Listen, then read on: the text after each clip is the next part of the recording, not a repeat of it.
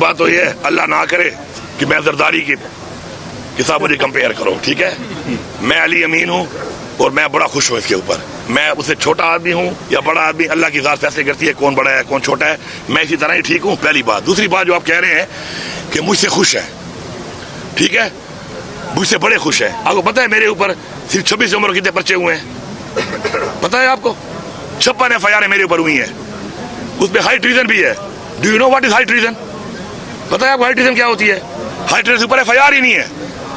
اچھا، باقی دوسری بات یہ ہے کہ اب جو آپ یہ کہہ رہے ہیں کہ میرے کسی اقدام سے وہ خوش ہیں. اب میں ایک بات یہاں پہ کلیئر کر دوں، بڑا ضروری ہے. اسی مجھے کسی نے کلپ بھیجا خواجہ آصف کا. میں بالکل اس بات کو مانتا ہوں کہ پاکستان کے لیے مجھے عمران خان نے، اور میری سیاسی تربیت ہے کہ پاکستان کے لیے میں کھڑا ہوں گا. وہ جو میٹنگ کا حوالہ دے رہا ہے خواجہ آصف، میں بالکل برملا کہتا ہوں کہ ہمارے واٹر اسٹوریج کا ایشو ہے، اس کے اوپر میٹنگ بلائی گئی تھی اور اس میں کوئی 1 2 یا 5 آدمی نہیں تھے. پورے سسٹم سے، پورے 4 صوبوں سے، آزاد کشمیر سے اور بلوچستان سے چیف منسٹر بھی تھے، ان کا پرائم منسٹر بھی تھا، چیف سیکرٹری بھی تھے. پورا ایک نظام سسٹم بیٹھا ہوا تھا کہ واٹر اسٹوریج کے اوپر انڈیا کے ساتھ مسئلہ آ رہا ہے، واٹر اسٹوریج کے لیے پیسہ چاہیے، ہم نے اپنے واٹر اسٹوریج کو پروٹیکٹ کرنا ہے. اور اس میں پریورٹی پہ ہمارا ایک ہے دیامر بھاشا، ایک محمد، ایک داسو، اور ایک ہم نے اور ڈیم بنانے ہیں سندھ میں اور ایک ہم نے بنانا ہے پنجاب میں. میں نے بالکل اس کے لیے آفر کی ہے کہ میں اپنی طرف سے، اپنے صوبے کی طرف سے اس میں بھرپور پاکستان کے لیے کھڑا ہوں. میں سپورٹ کروں گا، پیسے چاہیے میں دوں گا، میں اپنا انشاءاللہ حصہ ڈالوں گا، اس میں بڑھ چڑھ کے حصہ ڈالوں گا، کیونکہ یہ پاکستان کی جنگ ہے، یہ پاکستان کے لیے ہو رہا ہے، میری قوم کے لیے ہو رہا ہے. اگر ایک منٹ لیٹ می کمپلیٹ. اس میں آپ یہ دیکھیں کہ میں کھڑا ہوں جس کا لیڈر جیل میں ہے اس وقت، اس کی بیوی جیل میں لیڈر کی، اس کے بعد میرے اسیران، میرے لیڈرشپ، میرے ورکر تشدد ہو رہا ہے میرے اوپر، لیکن پاکستان کے لیے میں کھڑا ہوں. تو یہ میسج گیا ہے نا جب اندر جا کے کہ باقی 3 پیچھے ہٹ گئے. آزاد کشمیر کا میں نے کہا تھا کہ ان کی کوئی پوزیشن نہیں ہے کہ ہیلپ کر سکیں، یہ چلتے ہی فیڈرل گورنمنٹ کے فنڈ پہ ہیں. GB کو بھی نکال دو. ایون میں نے کہا آپ بلوچستان کو بھی نکال دو. میرے حالات بھی خراب ہیں، دہشت گردی ان کے بہت زیادہ خراب ہیں. شکر ہے میرے صوبے میں میرے پاس، میں نے پیسہ جنریٹ کیا ہے، میرے پاس وسائل ہیں. اس وقت میرے اکاؤنٹ میں 190 ارب روپے پڑا ہوا ہے. اس کے علاوہ 150 ارب روپے میرے پاس انڈومنٹ فنڈ میں نے رکھا ہوا ہے. میں نے یہیں سے نکالا اپنے صوبے سے، محنت کی ہے، کرپشن روکی ہے، یہ پیسہ جمع ہوا ہے میرے پاس. تو میں نے کہا میں پاکستان کے لیے کرنے کو تیار ہوں. اس بات پہ وہاں پہ جو بات ہوئی تو اگلوں نے پھر بولا کچھ لوگوں کو کہ بھائی جان جن کو آپ لائے ہو وہ تو آپ سے پیچھے ہٹ گئے ہیں پاکستان کے لیے تو اس میں خواجہ سے تمہیں تکلیف ہوئی ہے، تمہیں یہ تکلیف اس لیے ہوئی ہے. اور پاکستان کے ساتھ کھڑا ہونا، اگر تم کہتے ہو کہ میں ملا ہوں کسی سے، تو پاکستان کے ساتھ کھڑا ہونے کے لیے میں سب سے ملا ہوا ہوں، مجھے فخر ہے اس بات پہ. تو باتوں کو چینج نہ کیا کریں، باتوں کو چینج کر کے جو آپ بیانیے دیتے ہیں تو وہ بیانیے آپ کے بیانیے نہیں چلنے والے. اس کی وجہ یہ ہے کہ آپ ایکسپوز ہو چکے ہیں، آپ ایکسپوز ہو کے سامنے آ چکے ہیں. میں الفاظ ریپیٹ نہیں کرتا، لیکن میں قوم کو کہتا ہوں کہ بالکل مستی خیل نے بڑی صحیح بات کی تھی خواجہ آصف کو.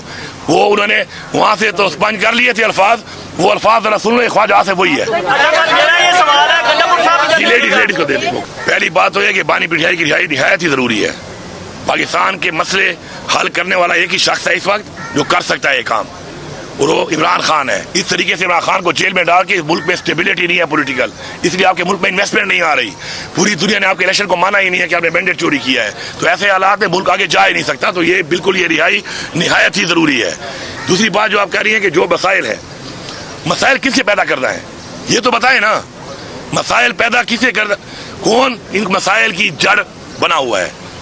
مسائل کی جڑ یہ سسٹم بنا ہوا ہے جس نے مینڈیٹ چوری کر کے، رجیم چینج کر کے، غلط طریقے سے، غیر جمہوری طریقے سے حکومت گرا کر، عوام کے ووٹوں کے برخلاف جیلی مینٹ سے حکومتوں کو بٹھا کر انٹرنیشنلی ایک غلط میسج دے دیا. ملک آگے بڑھ نہیں رہا، ملک چل نہیں رہا.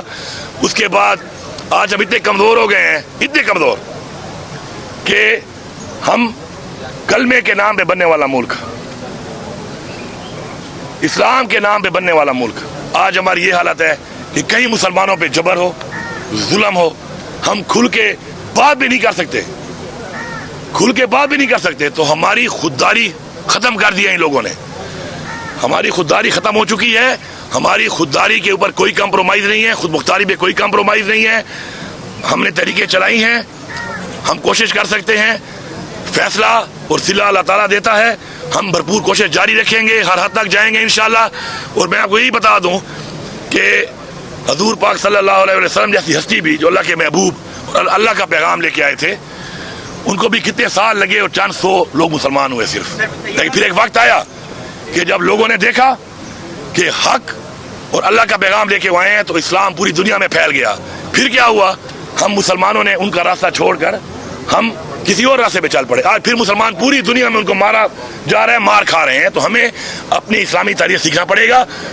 امر بالمعروف کا ہمیں حکم ہے, حق کے ساتھ ہم کھڑے ہوں گے اور ہمارا ایمان ہے کہ جیت حق کی ہوگی. پہلی بات اب یہ سنیں آپ, پہلے میں اس کی بات کرتا ہوں. ابھی ہمارے ایک باجوڑ میں ہمارے مولانا صاحب کو شہید کیا گیا. آپ دیکھیں اس کا بیٹا کیا نعرے مار رہا ہے. وہ سیکھو, عقل کے دروازے کھولو. آپ دیکھو اس کا بیٹا کھڑے ہوئے کیا نعرے مار رہا ہے. اعتماد ختم ہو گیا ہے, اداروں پہ اعتماد نہیں ہے. تو اس سے کوئی سیکھنا چاہیے. دوسری بات جو آپ کہہ رہی ہیں مولانا فضل الرحمان کی, مولانا فضل الرحمان کے بارے میں مجھے ٹائم میں کہا گیا کہ جی آپ اس کے بارے میں کوئی بات نہ کیا کریں. میں نہیں کرتا. ہماری پارٹی نے کہا کہ جی آپ اسے بات نہ کریں, بیچ میں ہمارے ساتھ بھائی وہ ہمارے الائنس میں آئے گا. میں نے پہلے بھی ان کو بولا تھا یہ منافق آدمی ہے, لیکن میں چپ ہو گیا. اب یہ جو کہہ رہا ہے کہ پختونخوا میں جیلی مینڈیٹ ہے, میں اس کو چیلنج کرتا ہوں کہ فارم 45 کھلواتے ہیں پورے صوبے میں. اس کے 3 لوگوں کے علاوہ اس کے سارے فارم 47 ہیں, یہ خود فارم 47 ہے. اور میں یہی بتانا چاہتا ہوں پوری قوم کو کہ مولانا صاحب اندر سے ابھی بھی ملا ہوا ہے. اور یہ جو باتیں کر رہا ہے, وہ مولانا صاحب میں تیری اوقات دیکھنا چاہتا ہوں. تو تکڑا ہو جا, تو تکڑا ہو جا, تو آگے گرا لے, تو آگے گرا لے. تیری تکلیف کا مجھے اندازہ ہے. تم نے اسلام کے نام پہ ووٹ لیا, اسلام کے نام پہ ووٹ لینے کے بعد پختونخوا کے لوگوں کے سینٹیمنٹ ذرا زیادہ ہیں, پرو اسلامک زیادہ ہیں. ادھر تم نے ان کو بیوقوف بنایا ہوا تھا. عمران خان نے ثابت کیا کہ وہ اسلام کا سفیر ہے. اس نے اسلام کا مقدمہ پوری دنیا میں لڑا, ناموس رسالت کا مقدمہ لڑا. لوگوں کو پتا چلا کہ تم صرف دھوکہ دے رہے ہو. تمہیں لوگوں نے دھتکارا, ٹھڈے مار کے نکالا, عمران خان کو سپورٹ کیا. آج تیری حالت یہ ہے, اپنے حلقے میں تیری ضمانت ضبط ہے, وہ بھی جب میں نہ ہوں تیری ضمانت ضبط ہے. اوقات تیری یہ رہ گئی ہے, اپنے حلقے میں تو الیکشن نہیں لڑ سکتا. فارم 47 سے آیا, تو بلوچستان سے ہوا ہے, باتیں تو پختونخوا ہی کر رہا ہے. تو بیٹھا ہے جہاں پر اس وقت, تو خود فارم 47 پہ ہے, تو جیلی مینڈیٹ کی بات کر رہا ہے. اچھا ایک اور کام بھی کر لیتے ہیں. مولانا صاحب کہتے ہیں نا جیلی مینڈیٹ ہے. میں ابھی آج پھر چیلنج کرتا ہوں مولانا صاحب, آپ کو پہلے میں نے ہرایا غیر موجودگی میں, پھر میرے بھائی نے ہرایا.